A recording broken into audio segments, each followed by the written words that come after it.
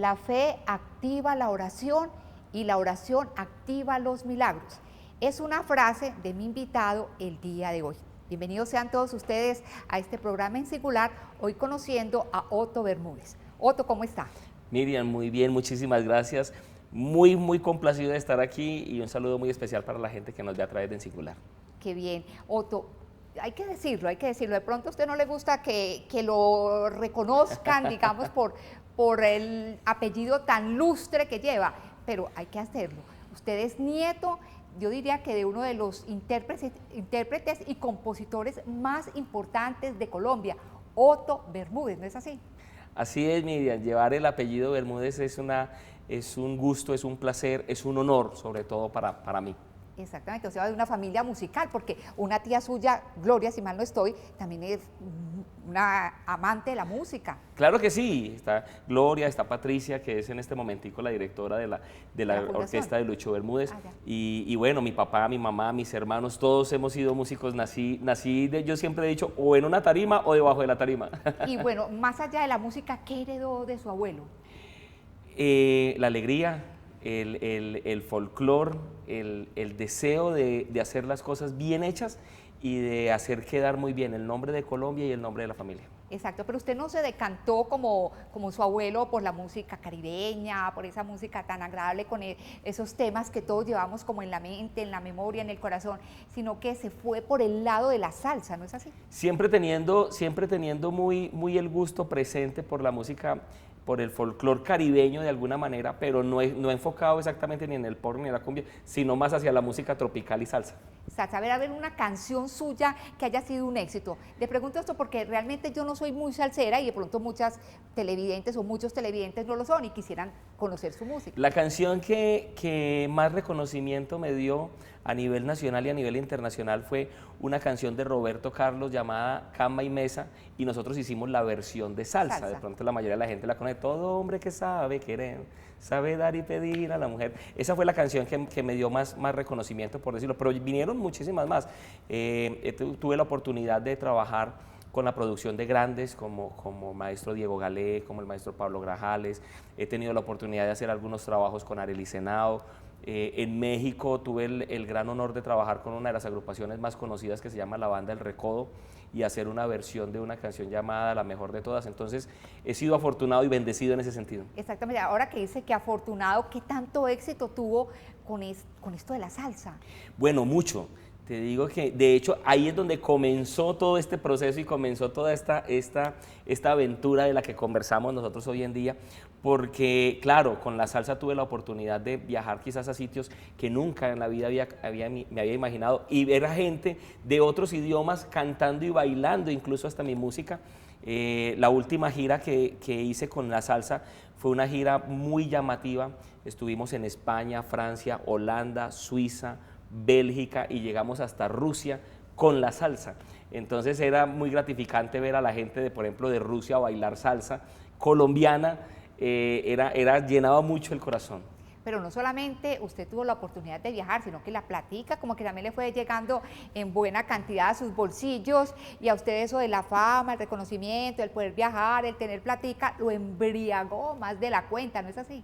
Mira, yo siempre lo he dicho que llegó una época en la que comencé a vivir el exceso de los excesos, lo llamo yo, porque comenzó a llegar efectivamente, y comenzó a llegar el reconocimiento, con el reconocimiento llegaron los viajes en exceso, con los viajes en exceso llegó el dinero en exceso, con el dinero en exceso llegaron las fiestas, llegó la rumba y todo lo que viene detrás de toda esa rumba, hasta el grado de ya haberme sumido en un mundo de adicciones no solamente al alcohol, no solamente a las drogas, sino también la adicción al dinero, la adicción a la fama, la adicción al reconocimiento de alguna manera, y todo eso comenzó a convertirse en una bolita de nieve que se dejó venir desde por allá, desde la montaña. Mucha gente sueña con eso, con todo eso que usted está diciendo, con tener dinero, con tener fama, con tener viajes, con poder acceder a vicios, poder tener su droga, poder tener su licor en cantidades.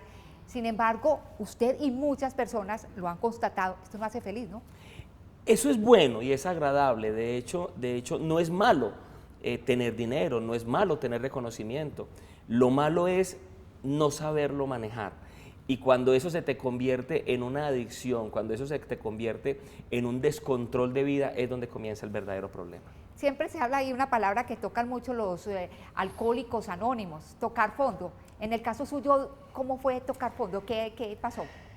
Mira, Miriam, yo siempre lo he dicho, bueno, yo no, las abuelas lo dijeron siempre, todo lo que uno hace tiene un efecto y una consecuencia. Y la Biblia ya lo había dicho mucho tiempo antes, todo lo que usted siembra, eso va a recoger. En el caso mío no se dio por esperar. Fueron tanto los excesos, fueron tanto el abuso de estos excesos, que exactamente el 22 de diciembre del año 2012, estando en la mitad de un escenario, yo tuve un derrame. Exactamente, pero no se me vaya a adelantar porque todavía hay un camino para recorrer hasta ese punto. Es muy diciente lo que usted dice, el exceso de los excesos, es decir, tope pues. Claro que sí, fíjate que, por ejemplo, excesos que hoy en día son nuestra historia, no es lo que nos hace orgullosos, pero realmente es nuestra historia.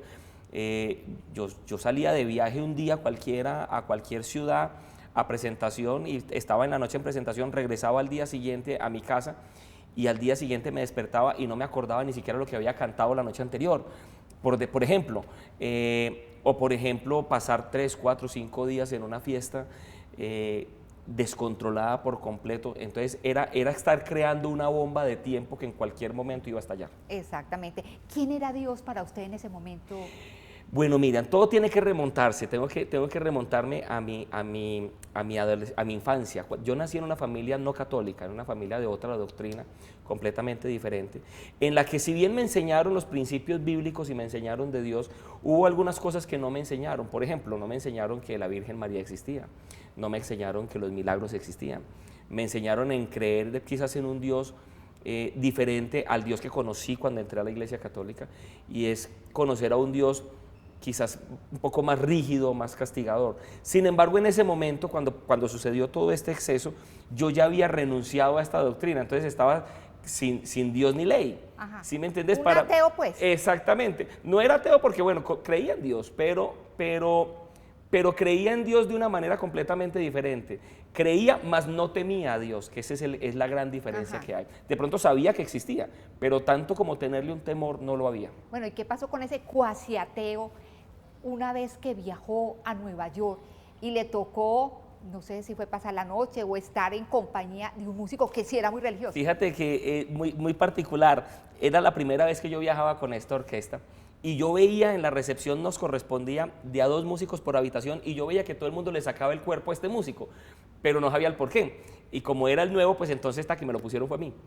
Y me vine a dar cuenta porque al día siguiente me tocó, desde el día siguiente en adelante me tocó aguantármele rosario a las 4 de la mañana, coronilla a las 6 de la mañana, oración a las 7:30 de la mañana, antes de bajar a desayunar hacía oración, después del desayuno a las 3 de la tarde coronilla, 5 de la tarde rosario.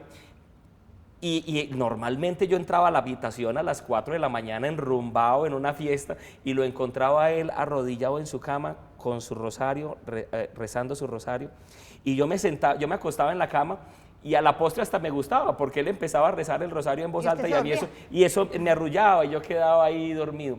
Y un día fuimos a un lugar donde íbamos a cantar el día siguiente, a que nos mostraran el montaje con el que íbamos a trabajar.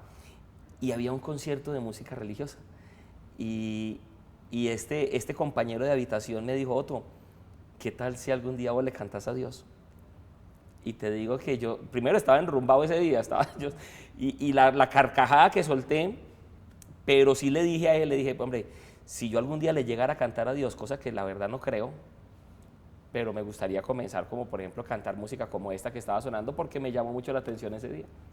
Por cierto, una pregunta en paréntesis, que ahora que usted habla de este músico tan religioso, porque ya era demasiado religioso, o demasiado orante, demasiado piadoso, ¿eso es frecuente encontrar personas así en este medio o realmente es una cosa rara?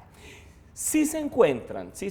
No es el común denominador de los músicos, especialmente las épocas han cambiado también. Es más fácil hoy en día encontrar músicos un poco más ubicados, más centrados, pero es que a mí me tocó la época, imagínate, la época de los 90 más o menos, de comienzos del 2000 en el que estaba el descontrol completo. Sí se alcanzan a ver, es un poquitico más escaso, pero sí hay músicos piadosos, por decirlo de alguna manera, como utilizaste el calificativo ahorita, pero lo más importante es que hayan los que hayan, sea uno o sea 100, el que hay tiene un toque de Dios. Bueno, ¿qué pasa con Otto cuando sentía que la vida le sonreía por todos los lados, porque obviamente tenía mucho éxito, reconocimiento, ya de lo que hablamos anteriormente, en un concierto en el año 2012? ¿Qué pasó? Bueno, fíjate lo que hablábamos ahorita, retomamos. El año 2012 entendí los principios de la Biblia, donde dice que todo lo que el hombre siembra, eso va a recoger. Estando en una tarima, estando en la mitad de un escenario, a mí me dio un derrame facial. Y ese derrame facial, mientras me llevaron del escenario donde estábamos del toque a la clínica, se me convirtió en una trombosis. El escenario era crítico, catastrófico. A mí el extremo izquierdo de la boca se me volteó y me quedó en línea con la nariz. El ojo derecho se me cerró y se me volteó, me quedó en diagonal. El oído derecho se me tapó por completo. Y al pasar de derrame a trombosis, me destruyó toda una cuerda vocal. La lengua quedó muerta por completo. Ese fue el escenario. ¿Cuál era el pronóstico médico en ese momento? Bueno, cuando yo comencé las terapias, el médico fue muy claro conmigo y me dijo, lo primero que me pasó es que el cuerpo te pasó una cuenta de cobro. Eso fue lo primero que me dijo. Porque la primera pregunta que uno hace mientras se escribía era, ¿por qué me pasó? ¿Por qué? Y me dijo, lo primero fue eso, me dijo, el exceso de todo lo que tuviste, hermano, súmale a eso el estrés, súmale a eso el agite del momento, más algunos descuidos, obviamente, todo eso se sumó y fue la bomba de tiempo que estalló. El pronóstico era una recuperación leve, entre 1 año y medio y 2 años con terapia. Iba a quedar con las secuelas normales de una persona que ha pasado por una trombosis, por un derrame. Y definitivamente lo más grave de todo fue que el médico sí me dijo, hermano, es mejor que se consiga otra cosa porque la cuerda vocal quedó destrozada por completo. No creo que vuelvas a cantar. Exactamente, algo catastrófico, no solamente para un músico, sino para un hombre joven. Claro que sí. Fíjate que la depresión y todo lo que llega en ese momento, comienzas a vivir un infierno literal, porque es un sufrimiento diario. Y comienzas a buscar maneras para poder evadir ese sufrimiento. Yo Miriam, le cuento que lo primero que hice fue comenzar a tapar todas las ventanas de mi apartamento para que siempre fuera de noche. Tomaba pastillas y normalmente yo dormía hasta 72 horas seguidas. Y me levantaba con la idea de que ya hubiese terminado todo esta pesadilla, y me miraba al espejo y me veía todos los días peor, porque me veía más hinchado, más torcido. El tema de la lengua no avanzaba, era vivir realmente un infierno literal. Y sumado a esto, usted experimentó algo, no sé si quizás peor, el abandono y la soledad de muchas personas que usted creía eran sus amigos o allegados y hasta familiares, Hasta no sé. familiar. Fíjate que el problema real no era tanto la condición de la trombosis, el problema era lo que usted acaba de decir y era lo que sigue a eso, lo más duro, el golpe más fuerte, porque obvio, se acabó el trabajo porque ¿quién iba a contratar a un cantante mudo? Se acabó el dinero y con el dinero se acabaron los amigos. No es que mucha gente haya dejado de llamarme, es que realmente nadie me llamó durante algún tiempo. Y quizás por mi propio comportamiento de antes, me había ganado el abandono de algunas personas, entre ellas mi familia, una hija que creció y yo siempre pensé que ser papá era consignar cada tanto tiempo, una hija que ni siquiera me decía papá porque no se acostumbró a verme como la imagen paterna. Comencé a ver realmente las cosas que había apostado por esta carrera, apostado por esa vida que había decidido tomar y cómo había perdido la apuesta. O sea, era el escenario perfecto para una depresión. Total. Y usted cayó en esa depresión. Absoluta. Una depresión de las que yo, y lo digo, a nadie se la he deseado. Nunca había pasado por ella y deseo jamás en la vida volver a pasar por una depresión como estas. Entendí muchísimas cosas, entendí el por qué la depresión es la segunda razón de mortalidad en los jóvenes, porque es que una depresión es acabar con, o sea, es sentir que ya no tenés absolutamente nada. ¿Y cómo vivió usted todos esos momentos? ¿Y por cuánto tiempo? Mira, eso fue tremendo y cada segundo que pasa se te hace eterno, pensás que nunca se va a acabar. Fueron 4 meses de infierno, 4 meses de soledad total y absoluta, 4 meses de tratar de evadir una realidad que estaba sucediendo. ¿Y cómo lo viví? No sé, creo que no viví durante esos cuatro meses, hasta que llegó un día cualquiera en el que, bueno, ya sentía que no era capaz de seguir y de aguantar más esto, y tomé quizás la decisión más fuerte de toda mi vida. Exactamente, usted empezó, como la mayoría tristemente de personas que se deprimen, a cunar la idea del suicidio. Por supuesto. En su caso, ¿cómo empezó usted a maquinar todo eso? Mira, cada vez que yo me levantaba y cada vez que hacía un ejercicio y veía que no había ningún avance, que nada había pasado, comencé a pensar en todo, comencé a pensar en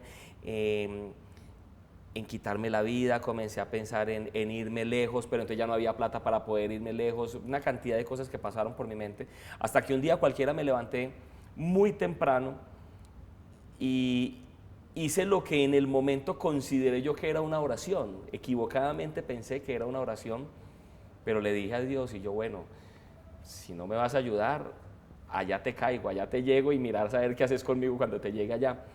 Y comencé a maquinar, no solamente a pensar, sino a maquinar la manera de quitarme la vida ese día. Ese día tomé una determinación muy clara, y es: salgo de mi casa, pero no regreso.